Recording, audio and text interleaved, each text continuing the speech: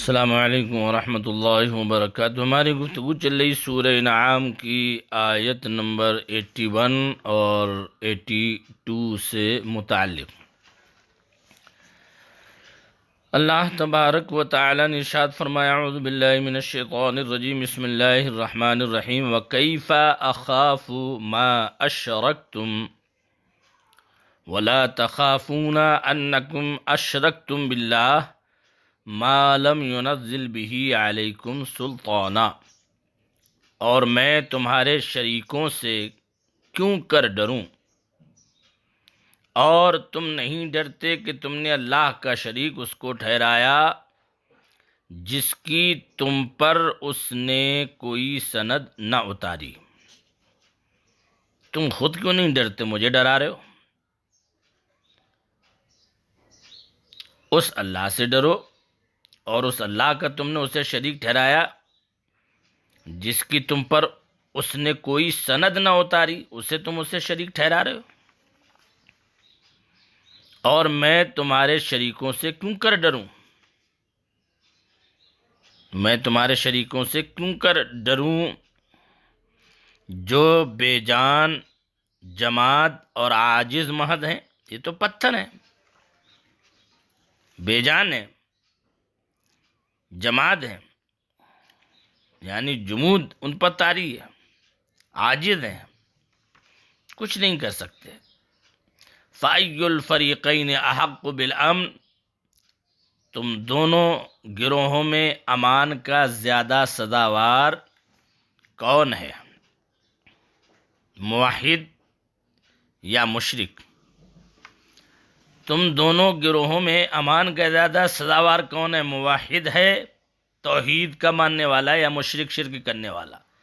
ان کنتم تعلمون، اگر تم جانتے ہو بتاؤ۔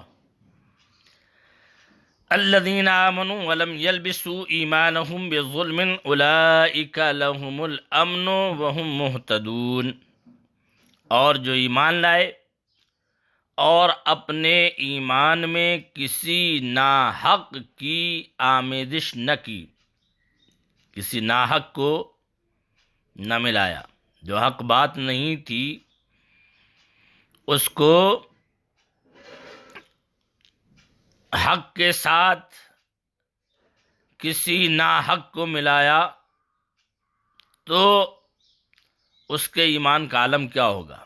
الذین آمنوا ولم یلبسوا ایمانہم بظلم، وہ جو ایمان لائے اور اپنے ایمان میں کسی ناحق کی آمیزش نہ کی، اولئک لہم الامن وہم مہتدون، انہی کے لیے امان ہے اور وہی راہ پر ہے۔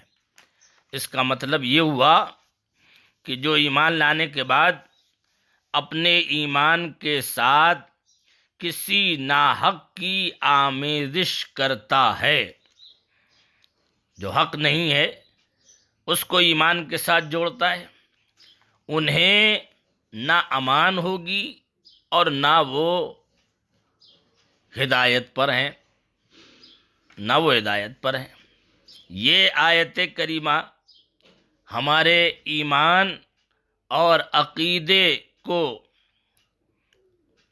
مجلی کر رہی ہے کہ ایمان وہی مانا جائے گا جو اپنے ایمان میں کسی ناحق کی آمیزش نہ کرے، وَلَمْ يَلْبِسُوا بِإِيمَانَهُمْ بِظُلْمٍ، ناحق کی اپنے ایمان میں التباس نہ کرے، ناحق یعنی ظلم کو ایمان کے ساتھ نہ ملائے، ظلم بظلم، الذین آمنوا ولم یلبسوا ایمانہم بظلم، وہ جو ایمان لائے اور اپنے ایمان میں کسی ناحق کی آمیزش نہ کی، یعنی ظلم کو اپنے ایمان کے ساتھ نہ ملائیں، اولئک لہم الامن، ان کے لیے امان ہے اور وہی راہ پر ہے۔ دنیا کی زندگی چند روزہ ہے۔ اب ظلم کس کو کہتے ہیں؟ ظلم میں اگر آپ یہ دیکھا جائے تو ظلم کی تعریف یہ کی گئی: وضع الشیء الی غیر محلہ، شے کو اس کے محل کے علاوہ میں رکھنا، اس کی جگہ کے علاوہ میں رکھنا۔ مثال کے طور پر ٹوپی پہ بنائی گئی سر پہ رکھنے کے لیے، اگر اس کو پاؤں پر رکھ لیں تو یہ ظلم ہے، پاؤں میں پہن لیں تو یہ ظلم ہے۔ موزہ ساکس بنائے گئے ہیں پاؤں میں پہننے کے لیے، اگر ہم اس کو سر پہ پہنیں تو وہ موزے کے ظلم ہے۔ تو ظلم اور ظلم، واللہ لا یحب الظالمین، اللہ ظالموں سے محبت نہیں کرتا۔ یہ وقتی طور ہوتا ہے کہ انسان تکلیف میں آ جاتا ہے کسی کے ظلم سے، لیکن یہ حقوق العباد میں ہے۔ یاد رکھیں، حقوق العباد حقوق اللہ سے بھی زیادہ سخت ہے۔ قیامت میں اس وقت تک جنت اور دوزخ کا فیصلہ نہ ہوگا جب تک حقوق العباد ایک دوسرے کا ادا نہ کر دیا جائے۔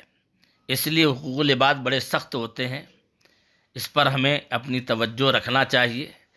اللہ تبارک و تعالی ہمیں آپ کو اس کی توفیق عطا فرمائے۔ السلام علیکم ورحمۃ اللہ وبرکاتہ۔